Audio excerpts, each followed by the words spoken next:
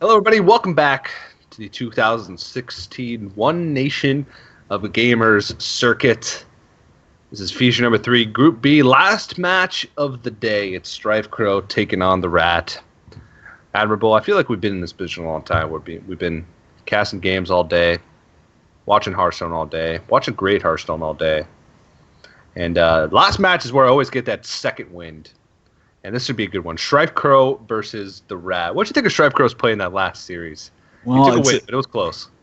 I mean, it's definitely shaky at times. I mean, he's had some plays that are definitely a little bit questionable.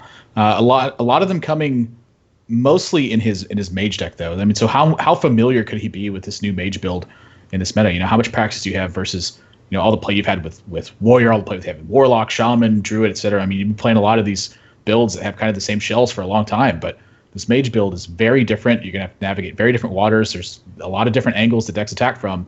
If he tightens up this series, I think he could take it away. But I will say that the Rats lineup I feel like it's one that the mage could struggle with. Now, against the Reno lock, I think it's where the mage ends up shining. You have the ice block to counter their big burst turn, and then Reno to heal up and then try to deal with everything afterwards. So those are the two major factors I think that's working with him this game, is how well I think his Druid deck's going to perform against the Rats lineup in general, and the mage build lining up against the Reno lock. And then Zoo's just one of the most powerful decks that's out there right now. I'm honestly kind of surprised the Rat hasn't brought it to this tournament, but maybe have constructed his lineup in a way to fight against the Warrior decks. Again, with the Hunter in there as well, that's probably exactly what he's going for. Especially with how much experience the Rat has with Zoo. I mean, he was touted as the player sort of in the beginning of the season, sort of end of last year. He finished in top 10, and he did it with Zoo. So I'm really surprised as well. Maybe trying to sort of expand his repertoire and play this Reno deck, and maybe he thinks that the future of Warlock is Reno. And so right now we're going to go into Zoo Warlock versus this aggro Shaman for the Rat. And Strife Crow looks pained already, just going into the mulligan. We'll see what he decides to do here.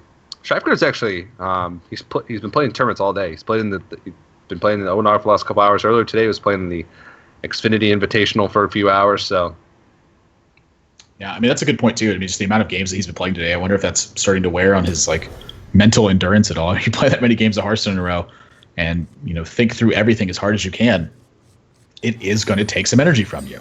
Mm-hmm. Well, the Rat finding a pretty good curve here. I mean, he's got Tonal Chalk, Totem Golem with an Archer Squire to fit in here. Not bad, not shabby.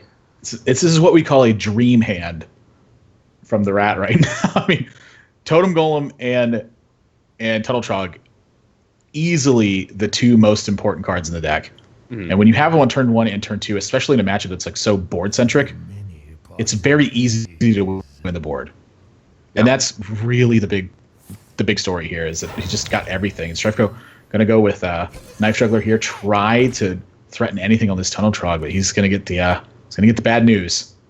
Yeah, the Rat has it all. Wow, 2 pair. I got 2 pair, dealer. Both Tunnel Trogs, both Totem Golems, first 4 cards or first 5 cards. This is how you do it. And he can Mortal Coil here, but he needs Soulfire. I guess Flame Imp is pretty good. It's going to help a little bit here, but I mean, just look at the Rat's hand. He's going to be able to just run over everything. Yeah, I mean, he could even Lava Shock Tunnel Trog here. I don't know if that's better than using the health on the Totem Golem. I mean, it could be, but you expend a card, you get in 3 damage this way as well. Yeah, I think using the health on the Totem Golem is going to be a little bit better here, and then having the Lava Shock, because your card economy is going to get really thin. Yeah. In this situation, so you have to be able to save something, and having Totem Golem and Lava Shock this turn to answer 2 things that could hit the board, and just start pumping damage to face afterwards, it's a big deal. And finding usually power overwhelming is okay, but this is not one of those situations. No, not at all. And has to play the Blood Imp just to try and encourage a weaker trade from the Rat. It's going to end up making a decent difference here. If only because he now has to, unless he hits this juggle, he now has to trade in this Totem Golem. We'll see.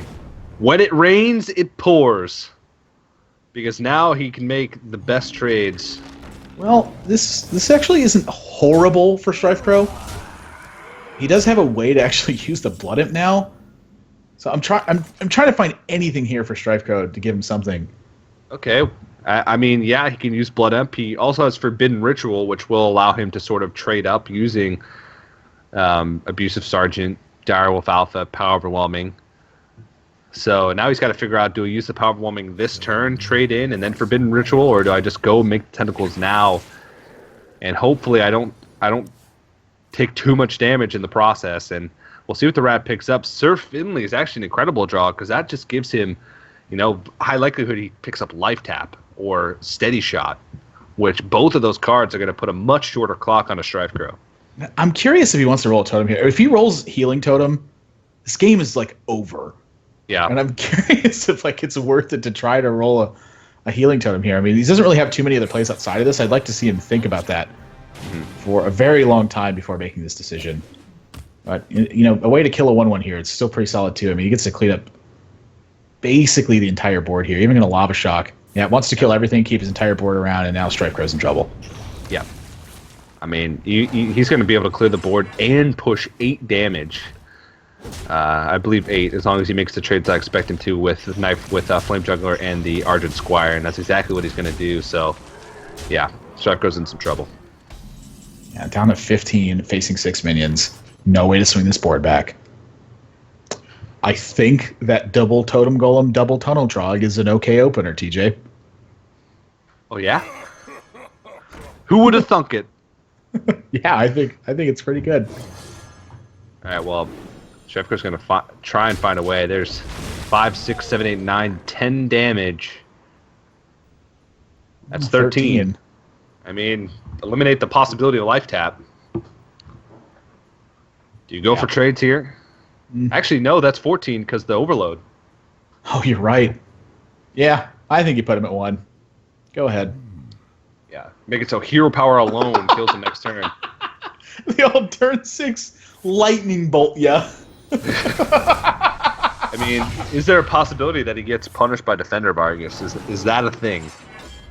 He's going to trade the Finley, and he still takes away the Life Tap here. He gets to take out the Direwolf Alpha, removes some of the punish here that could possibly be from Defender Vargas, rest his damage going face, Strife Crow.